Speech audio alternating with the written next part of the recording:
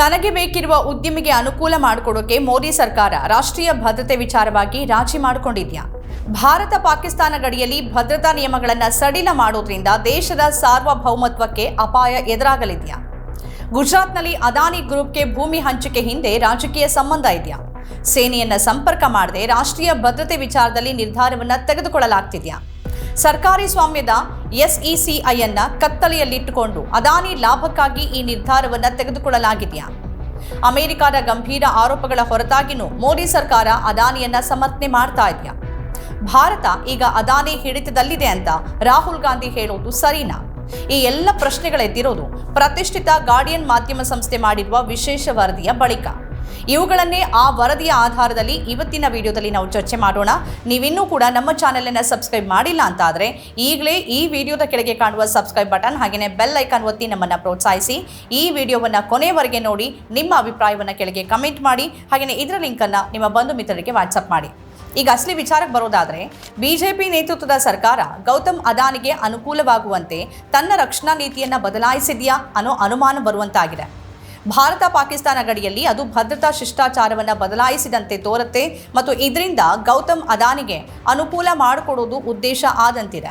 ಅತ್ಯಂತ ಮುಖ್ಯವಾದ ವಿಚಾರ ಏನು ಅಂತಂದ್ರೆ, 10 ಕಿಲೋಮೀಟರ್ಗಳವರೆಗೆ ಮಾಡಲಾಗದ ನಿರ್ಮಾಣ ಭಾರತ ಪಾಕಿಸ್ತಾನ ಗಡಿಯಿಂದ 1 ಕಿಲೋಮೀಟರ್ ಒಳಗೆ ಆಗಿದೆ.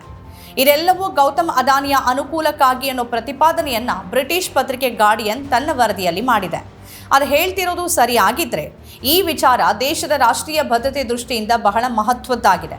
ತನ್ನ ವಿರೋಧಿಗಳನ್ನು ದೇಶಭಕ್ತಿಯ ಹೆಸರಿನಲ್ಲಿ, ರಾಷ್ಟ್ರೀಯತೆಯ ಹೆಸರಿನಲ್ಲಿ ದೇಶದ್ರೋಹಿಗಳು ಅಂತ ಕರೆಯುವ ಬಿಜೆಪಿ ದೇಶದ್ರೋಹ ಪ್ರಕರಣಗಳನ್ನು ದಾಖಲಿಸುತ್ತೆ.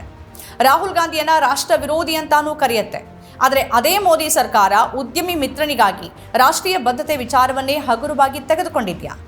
ಗಾರ್ಡಿಯನ್ನ ಈ ಸುದ್ದಿಯನ್ನ ನಂಬೋದಾದರೆ ಇದು ಸ್ಫೋಟಕ ವಿಚಾರ. ಈಗಾಗಲೇ ಈ ಬಗ್ಗೆ ಕಾಂಗ್ರೆಸ್ನ ಪ್ರತಿಕ್ರಿಯೆಯೂ ಬಂದಿದೆ. ಪ್ರಿಯಾಂಕಾ ಗಾಂಧಿ ವಾದ್ರಾ ಈ ಬಗ್ಗೆ ತಮ್ಮ ಹೇಳಿಕೆ ನೀಡಿದ್ದಾರೆ. ದಿ ಗಾರ್ಡಿಯನ್ ಪ್ರಕಟಿಸಿರುವ ವರದಿ ಏನು ಹಾಗಾದ್ರೆ?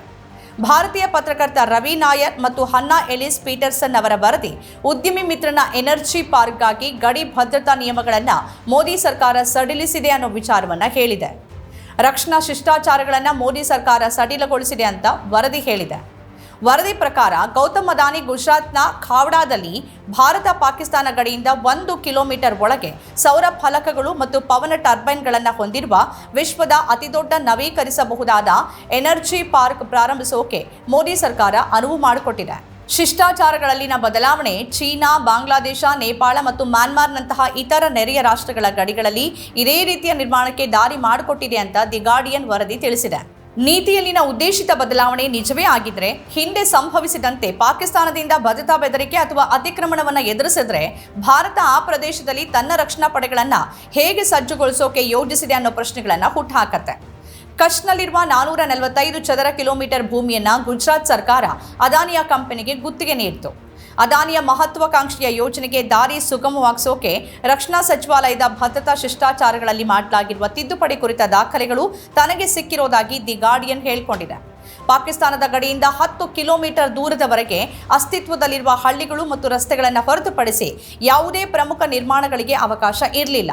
ಆದರೆ ಈಗ ಗಡಿಯಿಂದ 1 ಕಿಲೋಮೀಟರ್ ಒಳಗೆ ಅದಾನಿಗಾಗಿ ನಿರ್ಮಾಣಕ್ಕೆ ಅವಕಾಶವನ್ನು ಮಾಡಿಕೊಡಲಾಗಿದೆ.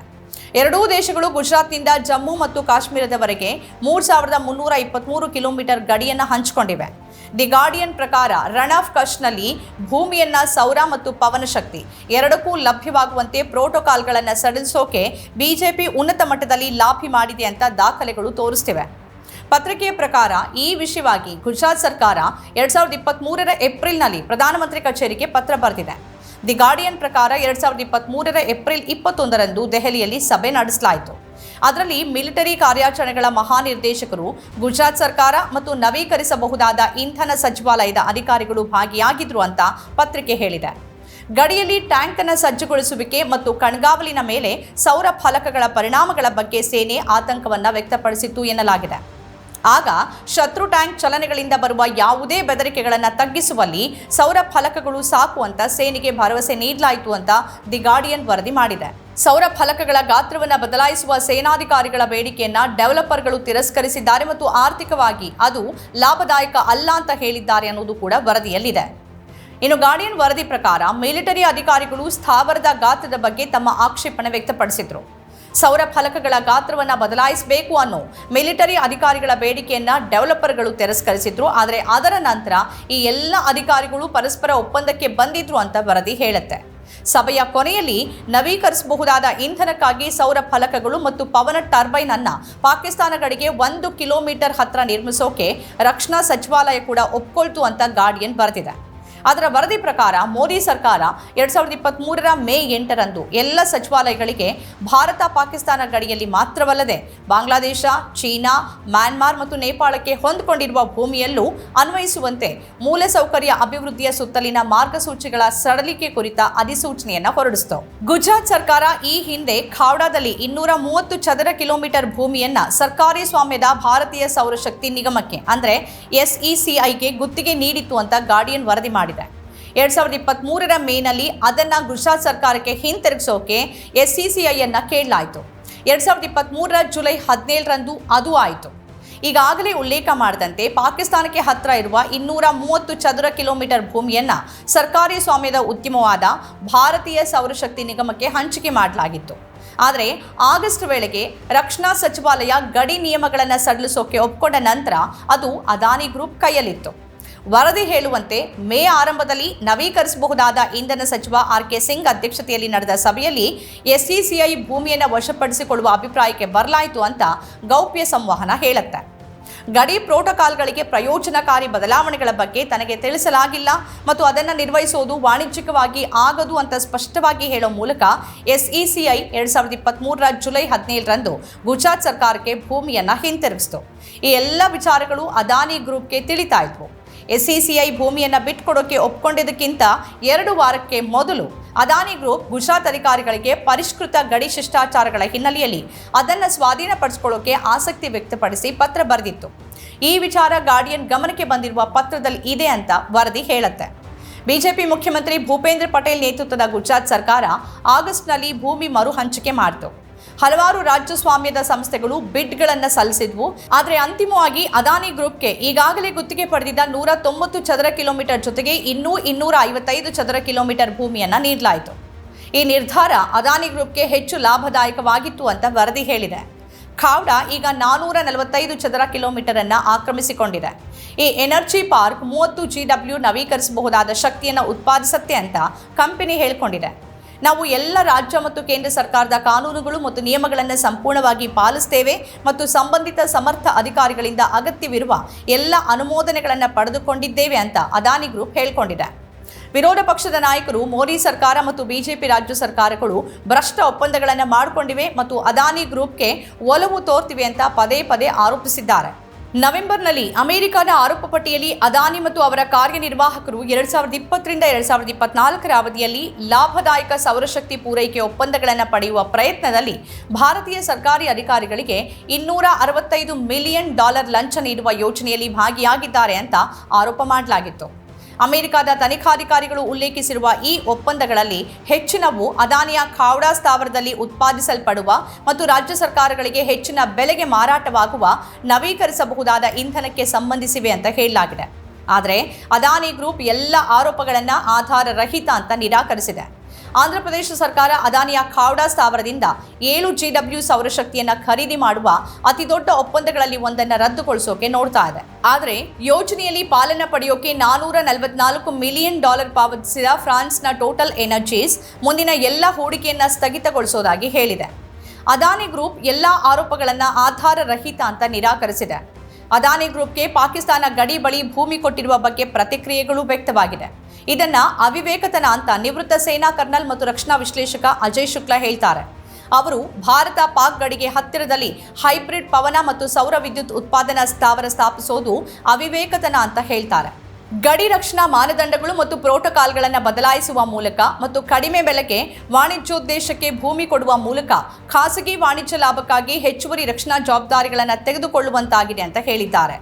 ಅಂದರೆ ಎಲ್ಲೋ ದೇಶದ ಭದ್ರತೆಗೆ ಧಕ್ಕೆಯಾಗ್ತಿದೆ ಅನ್ನೋ ಅಭಿಪ್ರಾಯವನ್ನು ಅವರು ವ್ಯಕ್ತಪಡಿಸ್ತಾರೆ.